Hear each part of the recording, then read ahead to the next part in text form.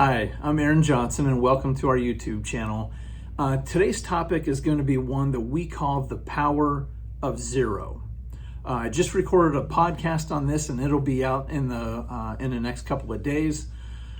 But whenever you go talk to an investment advisor, one of the main things that they're going to talk about is the fact that they're going to get you higher returns with lower risk. Then once you move the money over, they tend to just focus on getting you the higher return and they forget about the whole less risk part, right? And what most people don't understand is the impact that risk has on the retirement savings. And this is where people mess up with investing in a huge way, in what we call the power of zero. And here's how it works. So I'm going to offer you up the choice of two different portfolios, okay? And you get to choose one of those portfolios that you're going to have over the next 20 years. So, and this is the example that I use in the podcast. And then I'm going to show you an example of taking money out of that portfolio and what it would look like over the next 20 years as well. So portfolio A averages over those 20 years 7.56%. Okay, not bad, just under 8. And that's after all expenses, all fees. Portfolio B, during that same time period, after all expenses and all fees, averages 5.9%. Okay, so just under 6. And if that's all the information that you had and that I gave you, which portfolio are you going to choose for those 20 years? Well, if you're like most people, you're going to choose portfolio A. It has a higher average return overall. And by the way, we're assuming no taxes are withheld from any of this money or taken out each year. Now, let's assume that you win the lottery and you have $1 million that you win, right? Pretty good. So you invested in that portfolio A that I just talked about. Now, during that time period, your portfolio and your value is going to go down to 600,000. It'll go up back up to $1 million. It'll go down to 700,000. And eventually at the end of 2020, you'll end up with $3.1 million, $3,100,000. Not too bad. You've tripled your money.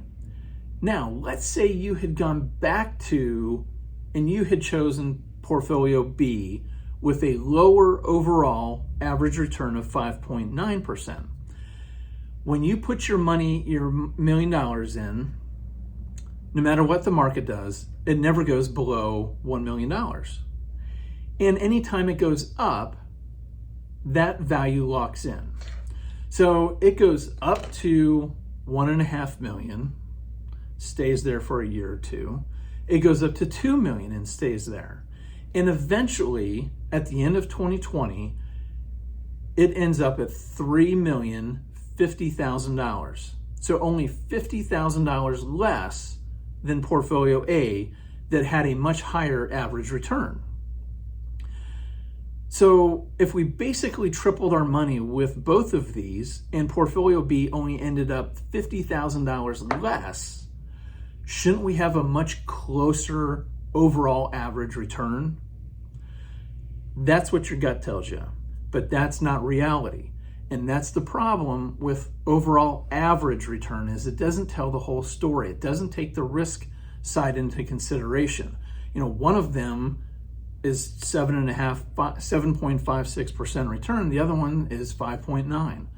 And that has to do with the risk side of things. And that's what we call the power of zero.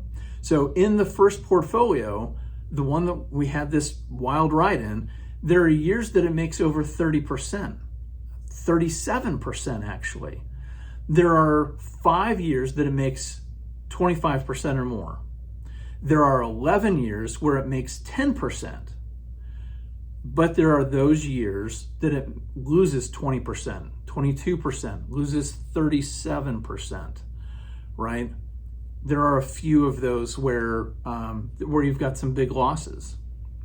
If we look at portfolio B, it never loses money, right? But it really, on the upside, is only going to make about half of what the market does. So in that scenario, there are only 5 years where you make 10% or more. And a really good year is 15%. But here's the point, and this is what people like Warren Buffett and the real wealthy know, and I would say 80% of advisors don't understand, is double digit returns are awesome. They really are. But if it comes with double digit losses from time to time, you might be better off, to use a baseball analogy, you might be better off hitting singles and doubles versus swinging for the fence all the time, right? If you get to the same place after 20 years and one has been a roller coaster the whole entire time and the other was just kind of a gradual ride up and no backwards momentum on it, which one would you choose? Right, you choose portfolio B. Any rational person is going to take the less risky route to get to about the same place. And it doesn't matter what order you take these, the returns come in, it's all going to end up at the same place. But what matters is if you can invest your money in such a way that you don't ever lose it, you don't need to have great returns to end up in a really good place. And most people don't understand that. And the closer you get to retirement or in retirement, you need to be taking less risk. And I want to go over another portfolio where you are actually taking money out.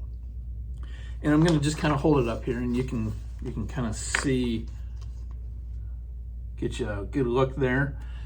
So in this portfolio, we're going back to the year 2000 again, and we're going to hold it for 20 years. And you start out with the same $1 million. But we're going to use the 4% rule, and we're going to take 4% out of this account every single year.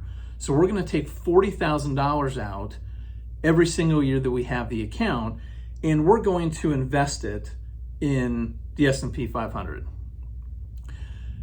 So if you start out with $1 million, we have a couple of losses right away from 2000, 2001. Your account value goes all the way down to $524,000. But eventually, right, we get back up, and at the end of the 20 years, you've taken out about $840,000, but you're still at $1,045,000. Pretty good. You've made a little bit of money, and you've taken a lot of money out that whole entire time. Now, portfolio B invested in the same thing I just showed you, taking the same withdrawal rate of that 4%. We're taking 4% out, taking $40,000. That first portfolio averaged 8.08% over 20 years. The second portfolio averaged 6.03%. And we never lose money, right? But we're taking $40,000 out a year. But I want you to see where this one ends up. We end up at $1.554 million. So we're $554,000 ahead. And the reason is that the losses hurt more than the gains help, okay? And that's the problem when people look at just average return. And we're going to do another podcast, or another, probably a podcast, but also another YouTube video that talks about the problem with average returns, okay? And how you can actually have a negative return or a negative number, you've lost money, with a positive average, overall average. So when we look at these, compare these two portfolios, most people think I need to take on more risk so I can get that gain back. But the problem is that the risk side, those down years, hurt, again, more than those up years. So if you're out there and you're thinking, well, geez, no one's talking to me about this, no one's educating me on this, and maybe no one is talking to you about how to intelligently build a portfolio where you combine the potential to have really good returns but we can also have limited risk positions, right? So how are you hedging your downside, right?